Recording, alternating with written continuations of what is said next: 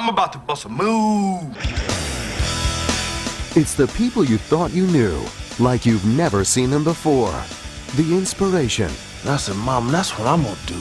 I said, I'm gonna be a comedian so you never have to cry again. The struggles. Whatever job he could do to bring in some money for his family, that's what he did. The successes. The Bernie Mac show started when I was 5 years old. You all gotta get the fear of God. Bernie Mac, next on Biography.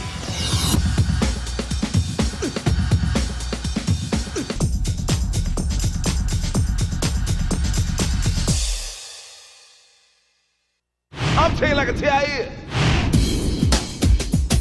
You all fine, but you're crazy. Bernie Mac, the original king of comedy, has been so open about his life and his struggles. Damn.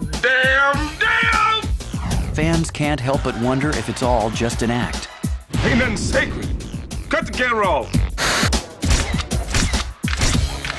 But the movie and sitcom star has overcome painful and sometimes tragic obstacles that were far from funny. Bernard Jeffrey McCullough was born on the south side of Chicago on October 5th, 1957. His mother, Mary, was a smart, level-headed woman, but she had gotten pregnant after falling for the line of Bernie's father, Jeffrey Harrison, a silver-tongued charmer. He was a smooth, articulate, real nice dresser. I could see why my mother, probably was attractive to him. Bernie's parents never married, and his father was rarely around. But Bernie did have a loving extended family that included aunts and uncles, a brother, and several cousins. We were like brothers and sisters. Everybody knew us as the Mac, the McCulloughs. Bernie and his family lived in a two-bedroom apartment over a storefront church. There was a lot of people in this house. At one point, it might have been 10 people in a two-bedroom apartment. That's a lot of people. The McCulloughs attended services regularly at the church downstairs, where Bernie's grandfather, Thurman, often preached. My grandfather was a deacon of the church. He was go to work, pray. Church was very important because we weren't living in all the best neighborhoods. A lot of things going on. So that was like foundation. When Bernie wasn't in church, his grandmother, Lorraine, kept all the kids in line. Big Mama was a strict disciplinarian, and nothing got by her. My grandmother, she'll let you think you're getting away with something, but you're really not. She would tell us, I'm gonna whip you. I'm gonna get you. We would go all day. And you like, oh, it's bedtime now, no whooping. Soon as you get ready to doze off, here she comes. My grandmother was one of the strongest individuals in my life. Was not a male. She taught me respect. Respect is the most powerful thing in the world, especially when you respect yourself.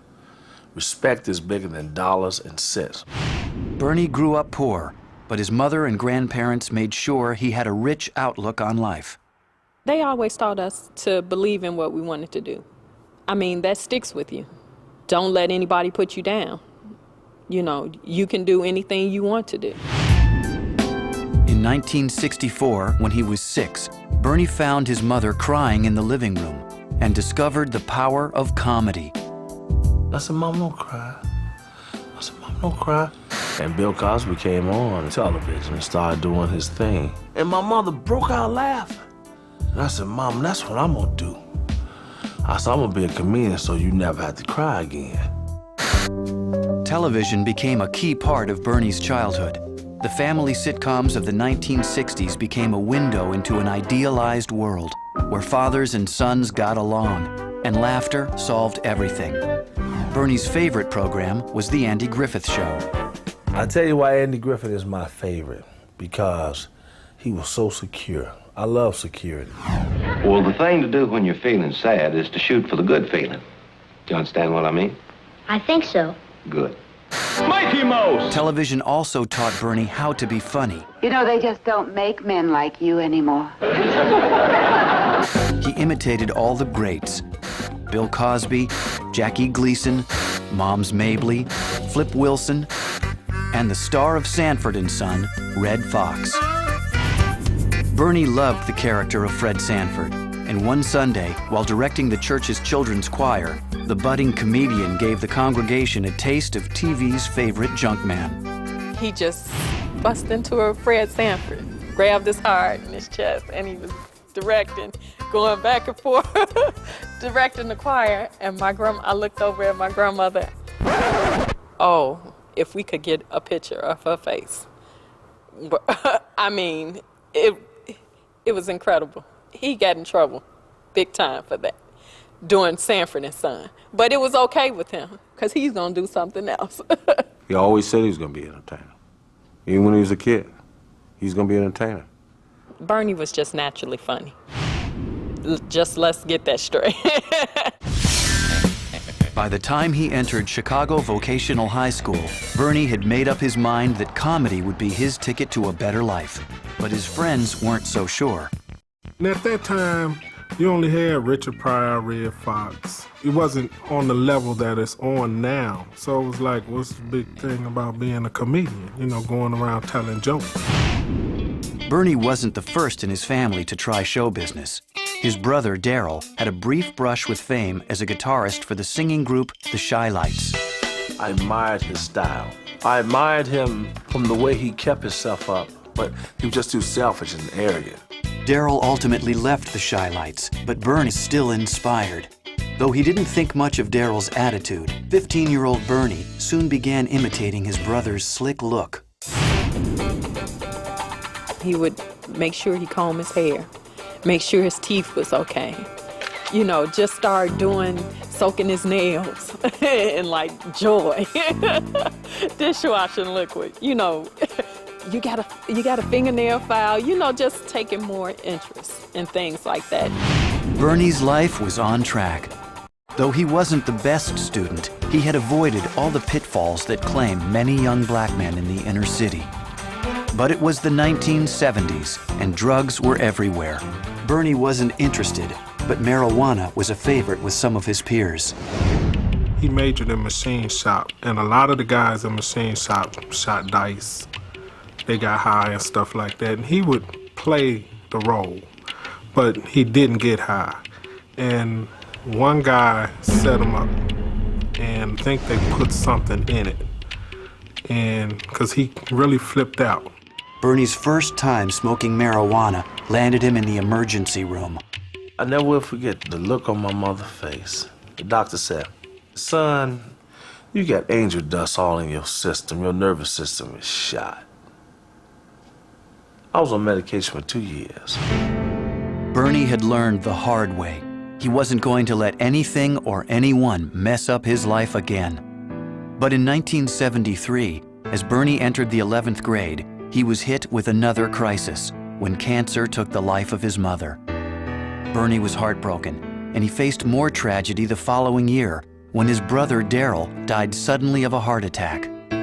Bernie was devastated, but he didn't let his feelings show. I always looked at Bernie as laughing behind his tears. He was strong. He was tough. He's seen that there's life and there's death. Bernie had taken hard knocks, but he still had his dream. The 16-year-old kept telling jokes to anyone who would listen, at school, on the street, even while riding the L. Bernie would just stand up on the L and just crack jokes. I'm like, boy, sit down. You don't know these people. I mean, he would have an audience. He would talk about your mother. He would talk about you. And it would just keep coming and keep coming, and you just keep laughing. By Bernie's senior year, he thought he was on his way to living his dream of becoming a comedian. Nothing was going to stop him. And then he met Rhonda Gore, an attractive girl at his school. At first, Rhonda was put off by Bernie's appearance. He was just, I don't know, it was just that he was really skinny, and I was like, But it was when I started talking to him, and I realized, I said, oh, he's really a nice guy. His personality was really just beautiful, you know, and he was very humorous. Rhonda and I just started hanging out, and I really started liking her. I asked her, I said, would you be my girlfriend? You know, I was cool there. I thought that was cool. I said, well, you know, I guess, you know, would you be my woman? And she said, yeah, I'll be your woman. I'll be your woman. The relationship that started in the halls of CVS High School soon heated up. But after graduation, Bernie had to face the consequences of his teenage romance. My mother called me. She said, Mac, I need to talk to you. I said, what's wrong? She said, Rhonda's pregnant. I said, by who? My father said, I'll blow your head off. I said, what? That's how he talked. His family was the type, you do the right thing. You know, his grandfather, that's how he was raised. So he was like, well, we're gonna get married. And next thing I know, my mother was planning a wedding. We really didn't have much to say about it. With Rhonda pregnant, Bernie knew what he needed to do. He had to step up to support his family. Comedy would have to wait.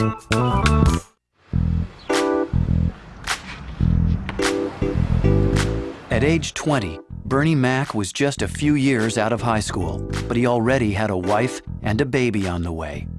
Bernie set aside his dream of becoming a comic. He took a job as a janitor at General Motors, and he and Rhonda moved into a rundown apartment. Mac had already seen plenty of tough times, and when his daughter, Janice, was born, he counted his blessings. Bernie believed if his family was all right, the rest would work itself out. He wanted to be a comedian, but he really wasn't working towards it. He was just working, you know, for the families to make sure we were okay and everything. After 5 long years at General Motors, Bernie was laid off due to company downsizing. He began working a series of odd jobs, including driving a moving truck and managing a fast food restaurant.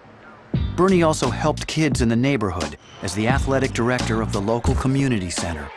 Coached a lot of the little boys' teams and things like that. Whatever job he could do to bring in some money for his family, that's what he did. I didn't have steady work, you know, but I never was ashamed about taking work. That's one thing I really looked up to him for, because a lot of men won't do it. They think things are beneath him, but he never did. Bernie also started doing comedy again. Stand-up clubs were becoming hot date spots in the 1980s, and by 1984, Mac was ready to test his jokes at the local venues. There was a club called Zanies, another one called The Funny Firm, Who's on First. So are you all ready for a show? They were predominantly white audiences, and he wasn't received as well in the early 80s because that whole improv brick wall guy with a sport coat and a tie on style was really coming into its own, and he was not that thing. You couldn't curse, you couldn't tell ethnic jokes, you couldn't tell sex jokes. A couple of times he couldn't even get up, you know, he didn't even get on because it was so crowded. So he would just go back the next weekend. I wasn't bitter. I was just determined. I said, I ain't gonna let him beat me, I ain't gonna let him play me. For the next few years, Bernie polished up his act. He learned how to tell a joke in front of a brick wall. But just as his dream was coming true, the 28-year-old was hit with more bad news. Bernie's beloved grandmother, a diabetic, was told that she would have to have part of her leg amputated. They had to cut from like the knee below. And once that happened, he said, Rhonda, Grandma's not gonna live through that. He said, because she was too independent, you know, to have her limb taken away. Bernie was right. Big Mama did not survive the surgery. The shock of her passing was compounded by the death of Bernie's grandfather the following year. At the funeral, Bernie stood up and did what he did best. He paid his respects by making his family and friends laugh. Normally when you go to a funeral and you talk about somebody, it's a sad occasion. And Bernie would go and take that same element and he would give people something to laugh at. I had so much pain and so much sorrow, and I lost so much.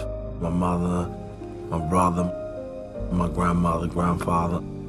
And to be able to laugh through all of that, people used to always say, it ain't funny. Don't be laughing right now. Funerals and stuff, you know, and I would laugh.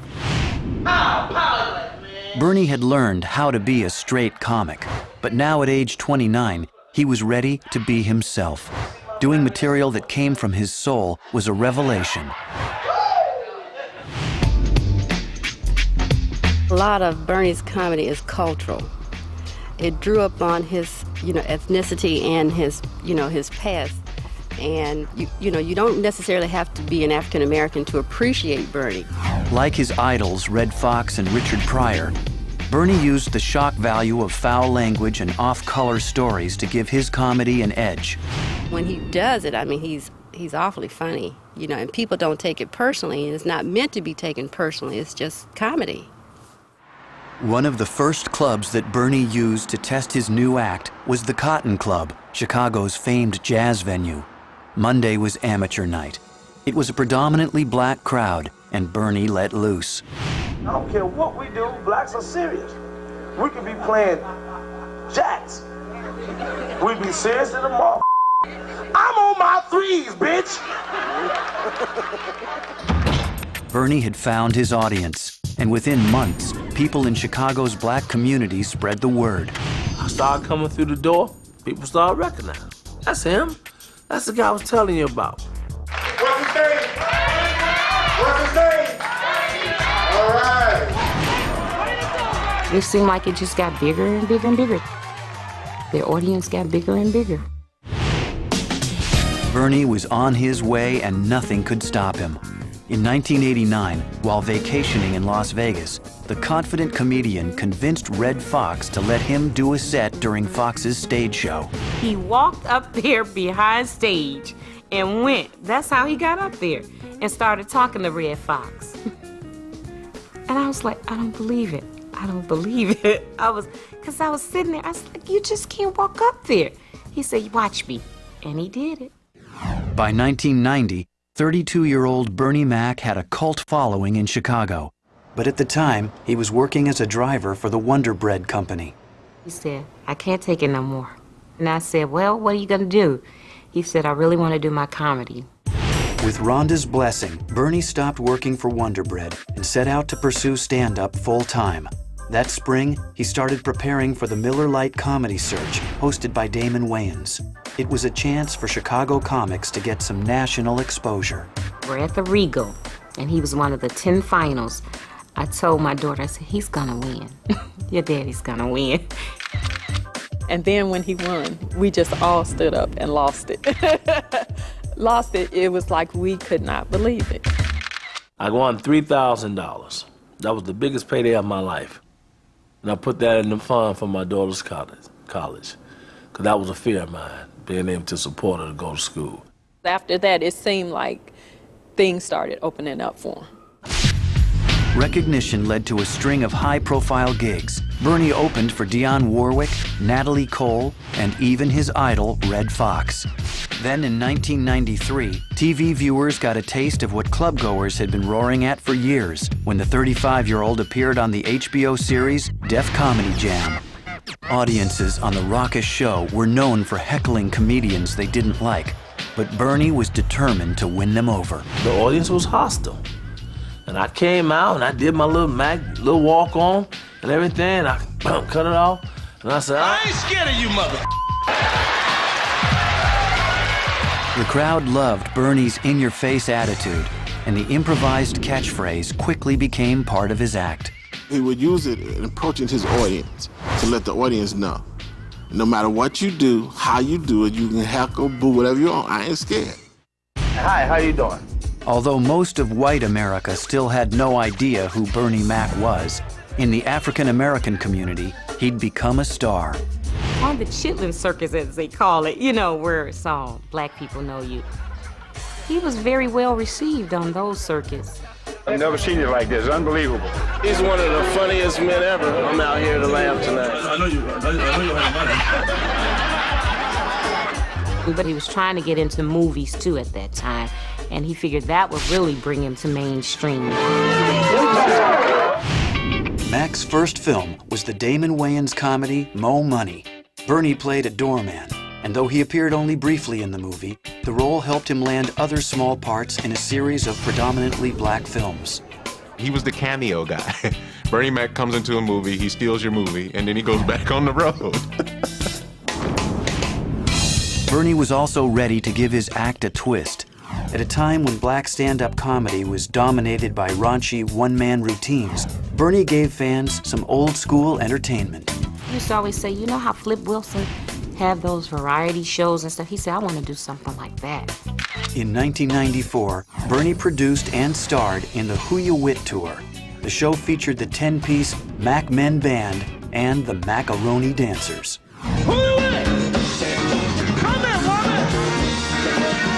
It's an amazing thing. Bernie Mac funny is one thing. Hell yeah! Bernie Mac in front of a 10-piece band is a show. Well, I gave him all this music, comedy, dancing at the same time. Badass Michael Jordan. Michael Jordan was your badass boy. I love you, man. That motherfucker break his damn ankle. Coach lay down and said, no. That motherfucker. And I was hitting places that didn't nobody want to go. I was hitting secondary markets. Places that I didn't even know exist. Dothan, Alabama. Biloxi, Mississippi. We did Fairbanks, Alaska. Bernie took the show to Fairbanks. You talking about some black people happy to see a show. Thank the Lord. Bernie Mac's coming to Fairbanks. Bernie loved performing, but he hated being on the road. He missed his wife and his daughter. We get off, we go back to the hotel. It's 1 o'clock in the morning. What does Bernie do? Calls home. Land at the airport, get to the hotel, been there 15 minutes. Where's Bernie? He's on the phone talking to Rhonda. It's what he does. In 1995, Bernie finally broke out of the nightclub circuit and into mainstream television when he was offered a recurring role in the UPN comedy series Moesha. The sitcom got Bernie's face in front of a bigger audience, but still, no one was offering him a show of his own. At age 38, after 14 years on stage and screen, Bernie Mac was afraid that he was destined to be America's most famous unknown comic. In 1998, Bernie Mac was back on the road. When he wasn't on stage, Mac was at home taking care of his family. His daughter, Janice, was in her teens, and Bernie wanted to make sure she was brought up the same way his mother and grandparents had raised him. He was stern, but she wasn't a bad child anyway, so it wasn't like she needed a lot of discipline. And he always talked to her. He always gave her life stories to help her through life. Bernie was proud of the way Janice had turned out, but not everyone in his family had the same luck. His 16-year-old niece, Toya, was in trouble. Just one of those kids that kind of, go astray. Gotta learn things the hard way, and that's pretty much what she did. And she had a child, and that's who we brought into our home. Bernie took Toya in, along with her 2-year-old daughter, Monique. Bernie responded to Toya's tough attitude with the strict discipline his grandmother had shown him as a boy. It was not a happy time, but Bernie did find a way to work Toya's situation into his act. Mac also drew on the similar experience of a close female friend. I said, I got my niece and her kid, and they living with me now, man. And I'm fighting with her. She said, I got my sister kids too. I said, yeah, which one? And she told me her sister was the one on drugs. And that's where he got the 3 kids, the sister on drugs, and he just kind of made it his own joke. That Friday, I went on the road. I put it on stage. I got my sister cheering. 2, 4, and 6. And the 4-year-old, my sister must have really been getting high with her. She don't even talk. All she do is stare at your ass like this here. The new material came at a perfect time in Bernie's life. He was now 40 years old, and he had the authority needed to play the part of a stern old-timer. These kids murderers, man. You ain't gonna murder me. I'm gonna kill them. I can see y'all reading about it right now. It's a shame how Bernie shut up all those goddamn kids.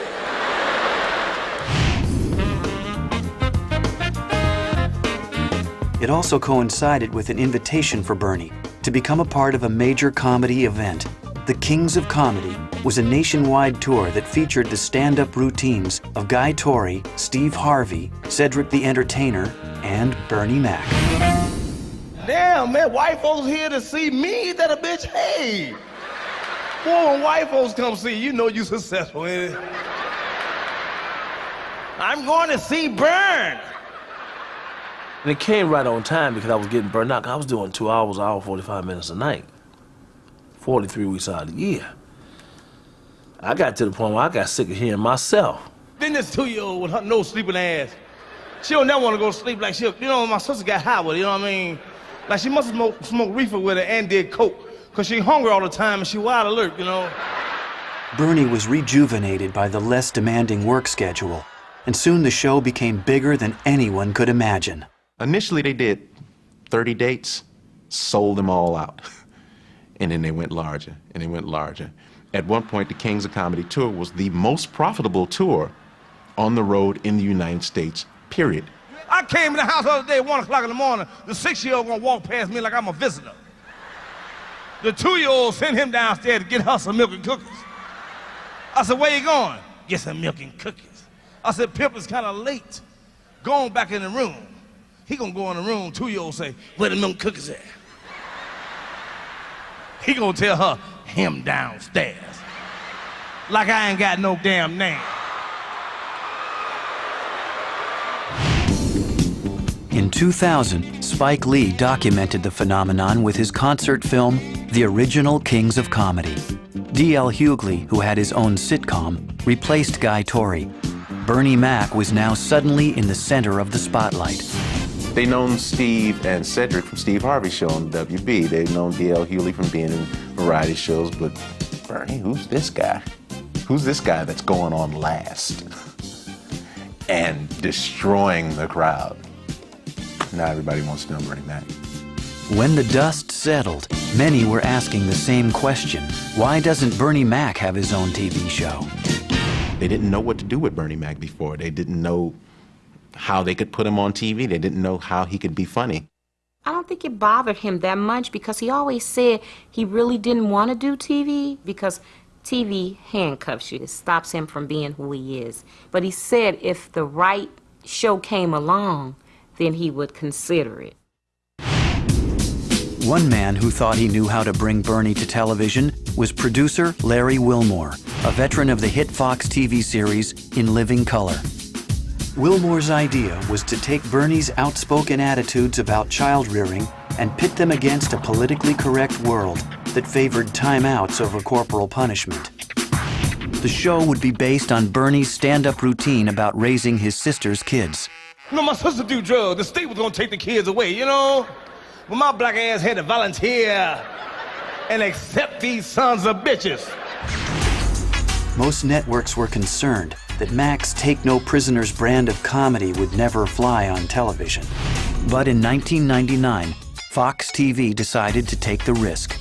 To see Bernie Mac on stage is a much more raw experience than watching him on TV, but TV can find a way to turn harsh comics into something a bit more palatable for mainstream audience. Bernie Mac put his heart and soul into the new series, juggling humor, drama, and an emotional resonance not usually found in half-hour sitcoms. I'm gonna kill one of them kids. Whatever. Oh, don't get me wrong. I love them.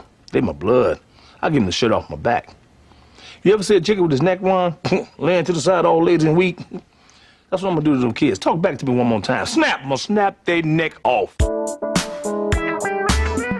The Bernie Mac Show premiered on Fox Television on November 14th, 2001. Joining Bernie as his on-screen family was Kalita Smith as his wife, Wanda, and Camilla Winbush, Jeremy Suarez, and Dee Dee Davis as the three kids dropped into his lap. I knew that it would either rise to the top or it would go underneath the radar and it would be a thing that people just didn't get because of the style. It's very innovative. You keep on talking to me with that attitude, little girl. I may not be your daddy, but I'll whoop your ass just like your daddy. And you'll go to jail like you was my daddy, too. Don't come out. I'm gonna bust your head to the white meat. Come on out, Vanessa. That's right, I said I'm gonna bust her head to the white meat show. And I ain't ashamed that I said it. Ain't nobody gonna make me take it back. From its pilot episode, audiences embraced Uncle Bernie's no-nonsense approach to fatherhood. Yeah, I know what you're saying to Mac. I don't care what you're talking about. Bernie Mac cruel, Bernie Mac beat his kids. I don't care. And critics applauded the show's insightful mix of comedy and genuine emotion. The show is very edgy as a family comedy goes, but yet there are life lessons learned. There is hugging that goes on in this show. It isn't without warmth, but it definitely has edge, and Bernie Mac is that edge. When it first started, he was like, they can't water me down. You know, if they water me down, I don't want to do it. You know, he said, I got to be able to, you know, say the things that I want to say and deal with situations the way I want to deal with them. In my house is all my stuff. And you are not to touch my stuff without my permission. Let me break it down. Don't touch my TV. Don't touch my DVD. Don't touch my dual deck VCR. And most definitely don't touch the remote that works the TV, the DVD, and the dual deck VCR. Any question? Can we touch? No, you can't touch nothing. Matter of fact, don't even look at it. When you walk past it, close your eyes. Bernie also brought style to his sitcom by breaking the fourth wall and speaking directly to his audience. When I say I want to kill those kids, you know what I mean. I don't have to explain. I think the real innovation is having him as Bernie Mac look right at us and tell us what's on his mind. Yeah, my sister's on drugs. That's okay. Some of your family members messed up too. What am I supposed to do? Allow these 3 kids to go to the state or some foster home or some white couple? Hold on.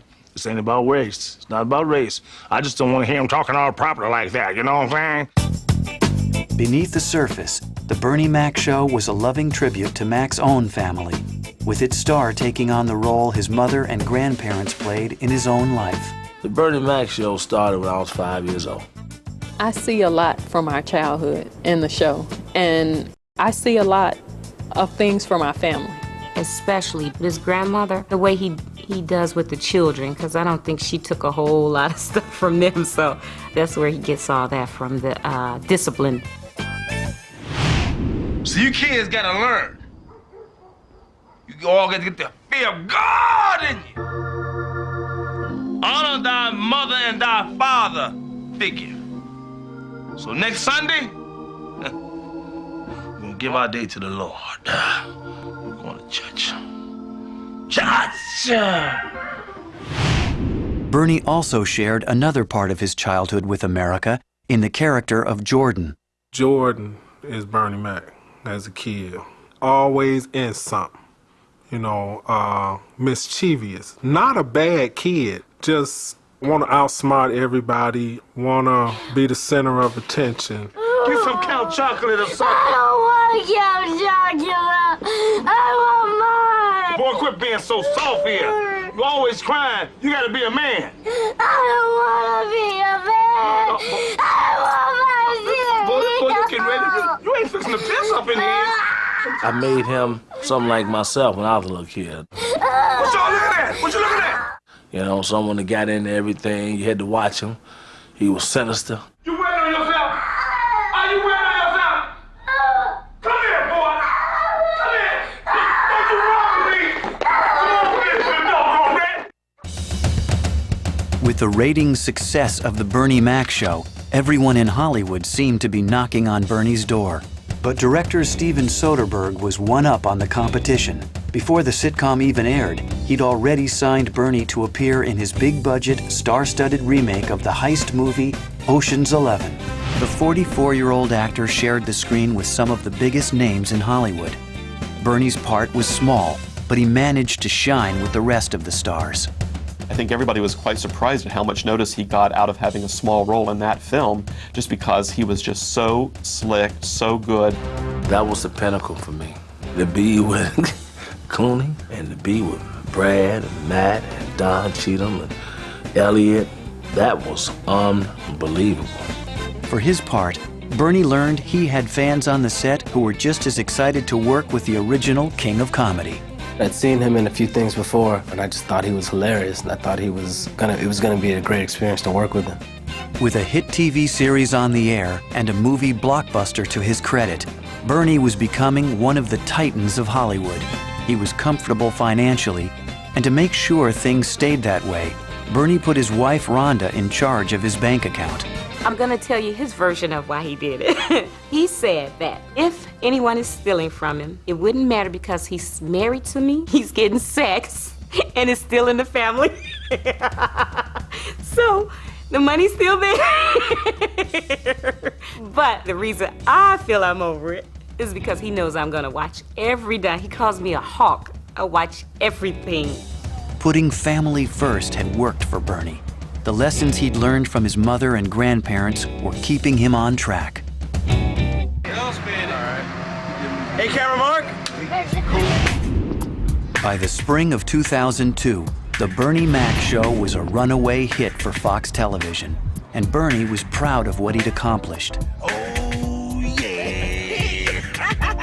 Network executives were so pleased, they gave the 44-year-old star permission to take his show on the road for a one-hour season finale filmed in Bernie's sweet hometown, Chicago. I wanted to tap in on Horn. I wanted to go back to the beginning. Every now and then you got to go back to where it started. Making the trip with Bernie was his Ocean's 11 co-star, Don Cheadle. Mama Liver, why don't you let us take care of the funeral arrangement? I mean, it'll do my heart real good, please. Oh, no. Oh, you're such an angel, but Dee's taking care of everything. That's right. It's gonna be beautiful, Mama. My character had a lot of laugh lines, and some actors wouldn't be comfortable with you coming into their world and doing that. You know, they kind of want you to be there to prop them up. Now, I'm gonna handle everything, right? But I'm still waiting for Daddy's check from the government, man. You know how slow they can be. Well, hey, maybe you don't remember. You know, you big time and everything now, but could you float me for a minute, man? He did not just say that. He did not just ask me for money. Bernie was, he said to me, look, man, if you jump across the floor into the splits, I'll be right behind you. Like, I'll be right there with you. Go ahead, do your thing. What's wrong, D? Come on, Bern. This looks like somebody's shop class project. Thing can't cost more than $200. Come on, man. What do you suggest, D? Bernie, when Biggie died, R.I.P., they put the brother in a gold coffin lined with velvet. It had his initials and diamonds on the top of it, man. Now, I know this man ain't trying to tell me that my daddy ain't as good as Biggie. Well, we do special requests, but it can get a bit expensive. Hey, man, hey. My father died. Now, I know we ain't up in here trying to pinch pennies. Ain't that right, Bern? I mean, let's just hear what the man got to say, D. Let's walk around, see if we can pick out something more proper. Bernie had always been open about his childhood, but in this episode, he shared some of his most painful memories about his estranged father with his fans. I'll tell you something I never told nobody, ever. When I was a little boy, maybe 8 years old, I had a birthday party. And Big Mama gave me $15. And my father called. Said he was on his way. He never showed up? Oh, yeah, he showed up. He showed up late. But I was so excited, Ness, I didn't even care. Then he started telling me about how his car broke down. And he had no idea how he was gonna get the money. And he grabbed my $15. The funny thing about it was, Big Mama called him down the street, and she bashed his head in with a skillet. She bought my $15 back. Mac's emotionally honest approach helped earn the Bernie Mac Show a Television Critics Award, a Teen Choice Award, a Peabody Award, and an Emmy. Bernie also won an Image Award for his work on the series, but the showbiz veteran didn't let any of the acclaim go to his head. How does Bernie deal with awards? I think that he treats them all the same. It's an honor that people think that highly of you, but it doesn't change what you do. By 2003, Bernie Mac was a hard man to miss. He was a talk show regular. He penned his autobiography called Maybe You Never Cry Again. And he co-starred in the hit big screen comedy Head of State with Chris Rock. Bernie Mac hadn't just crossed over. Now, Hollywood producers and directors were shaping characters to fit him. And I brought up Bernie, and everybody just immediately went, oh, that's great, we love him. In the summer of 2003, Bernie co-starred in Charlie's Angels Full Throttle. He was cast as the brother of the character Bill Murray played in the first Charlie's Angels film. What's happening, Angel? I sort of thought, wouldn't that be great if we treated it that, the Bill Murray character was sort of adopted into the African-American Bosley family, who are, a collection of detective geniuses. So what does a Bosley do around here? He connects us with Charlie. Okay, all right. Good morning, angels. Good morning, Charlie. I think Bernie just brings a freshness and an appreciation for the craft, you know what I mean? And he reminds you why you got involved in this game in the first place. While shooting the film, Bernie tapped into the improvisational skills he had honed over the years. You all fine, but you crazy. There was a scene where, in the beginning of the Townsend Agency, where... Yeah, Charlie says, I hope the girls haven't been too tough Yeah, on and you. he goes, hell, I'd date fat women. And then he added, you know... A couple takes later. Midgets. And midgets too. Man, you ain't never heard no Black Irish. Black Irish. Who you think invented the Mac Rib, Lucky Charms, Shamrock Shake? Bernie has this thing, if you say, we might say this, but he says, throw it at me, that's fine, I can hit it. Whatever it is, I'll hit it, don't worry, I'll hit it. And you know, you're always sure to know that he will absolutely hit it. But the thing is that he throws stuff at us that just goes, like, hits us. You know, we're like, you know, we have to just go, did he just say that? I got sand in my butt, I can't hardly walk. Even in the midst of his busy Hollywood career, Bernie stayed true to himself. From the beginning, his heart and soul have remained in the city of his childhood. Chicago is my life. Chicago's my friend. It's my base. Every time I get a hiatus or a break, I run home. I love the style. I love the people. I don't have any celebrity friends. I don't have any friends who talk business. We signify and drink beer, smoke cigar, play golf, and we talk about everything but this. And I love it. Family and friends are here. It's kind of hard to leave people you love and care about. So we're here. 1, 2, 3, kick it! During his 20-year journey to overnight success, Bernie Mac has gone from a skinny kid telling jokes on the streets of Chicago to a TV and movie superstar.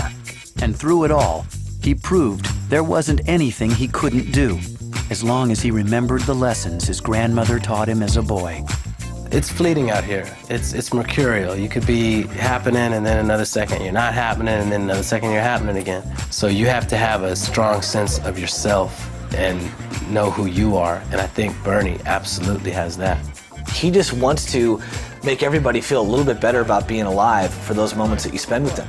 He's kind, loving, gentle. They don't see all that. They think he's hard from the way he talks, how loud he is, but he's really a kind soul. My family is my life. My friends, they're my life. My daughter, my home. If I didn't have that, I wouldn't be here. See, America, y'all thought I was all wrong and everything. Y'all... I'm sorry, too. Sorry? What did you do? You don't know? Put the camera on. Put the camera on. Come here! Come